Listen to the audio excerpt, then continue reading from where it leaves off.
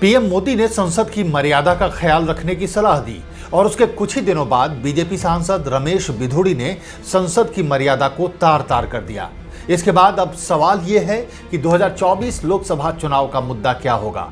क्या कांग्रेस कथित नफरत के बाजार में मोहब्बत की दुकान खोल पाएगी या आरएसएस के उलट बीजेपी अपनी नई रणनीति पर चलकर जीत हासिल करेगी या आरएसएस और बीजेपी कुछ और ही करने का सोच रही है। नमस्कार, मैं हूं राकेश और आप देख रहे हैं पॉइंट ऑफ व्यू।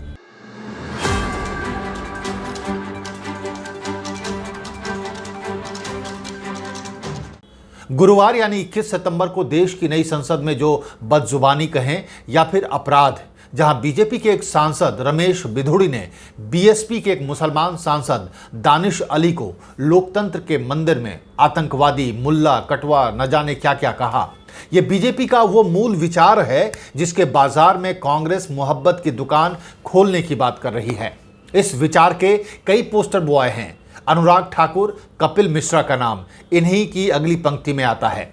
इसके विपरीत दूसरे पोस्टर बॉय हैं सत्तारूढ़ दल के वैचारिक जनक आरएसएस के प्रमुख मोहन भागवत। मोहन भागवत ने लखनऊ में एक बैठक में संघ को एक समावेशी संस्था बनाने के विचार पर जोर देते हुए संघ के कार्यकर्ताओं से कहा कि वो मुसलमानों और ईसाइयों के बीच काम करें, उनसे मेलजोल बढ़ाएं, उनके पादरियों और मौलानाओं से मिलें, उनका विश्वास जीतें। वैसे ये पहली बार नहीं है। इससे पहले भी प्रधानमंत्री मोदी 3 तलाक पर कानून बनाकर मुस्लिम बहनों के दिल जीतने और बीजेपी कार्यकर्ताओं से पसमानदा मुसलमानों के बीच काम करने का आह्वान कर चुके हैं।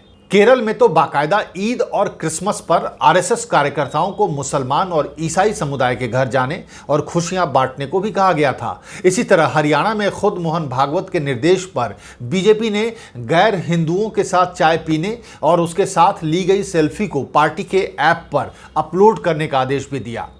तो एक तरफ नफरत की जुबान है और दूसरी तरफ प्यार की पुचकार है। ऐसे में सवाल उठता है कि आरएसएस और बीजेपी का असल चेहरा कौन सा है। क्या मोहन भागवत का मुसलमान धर्म गुरुओं से मिलने वाला चेहरा असली है या लोकसभा में रमेश बिधूड़ी का जो चेहरा दिखा वो असली है। जब मोहन भागवत मुसलमानों से राबता कायम करने की बात कह रहे हैं, वैसे समय में रमेश बिधूड़ी मुसलमानों को संसद में खुलेआम गालियां दे रहा है। क्या आरएसएस की पकड़ बीजेपी पर कमजोर पड़ गई है या फिर बीजेपी दिल से आरएसएस के एजेंडे के साथ नहीं है, या फिर ऐसा भी कह सकते हैं कि बीजेपी आरएसएस की रणनीति एक ही है। असल में प्यार का इजहार सिक्के का एक पहलू है तो नफरत और तकरार उसका दूसरा पहलू। एक पहलू जो कट्टर हिंदू वोट को जोड़ेगा और दूसरा लिबरल हिंदुओं के साथ गैर हिंदुओं को करीब लाएगा। लेकिन सवाल यह उठता है कि सोशल मीडिया और तकनीक के दौर में एक साथ 2 चेहरे रख पाना आसान है क्या? जब बिधूड़ी बोलेगा तो क्या गैर हिंदू, खासकर मुसलमान, आरएसएस के सामाजिक सद्भाव पर भरोसा कर पाएगा? जब लोकसभा में आतंकी कहकर गाली दी जाएगी तो क्या गैर हिंदू आरएसएस के समावेशी विचार की कद्र कर पाएगा? कहीं ऐसा तो नहीं कि 2 चेहरे हिंदू और गैर हिंदू दोनों के दिलों में संदेह पैदा कर देंगे और यह संदेह बीजेपी आरएसएस के सत्ता में 50 साल तक बने रहने के सपने पर पानी फेर देगा। वैसे भी कहते हैं कि 2 किश्तियों पर सवारी में डूबना पक्का होता है। क्या आपको भी लगता है कि बीजेपी और आरएसएस 2 नावों की सवारी कर रहे हैं? क्या बीजेपी आरएसएस 2 नावों की सवारी में बैलेंस बना पाएंगे?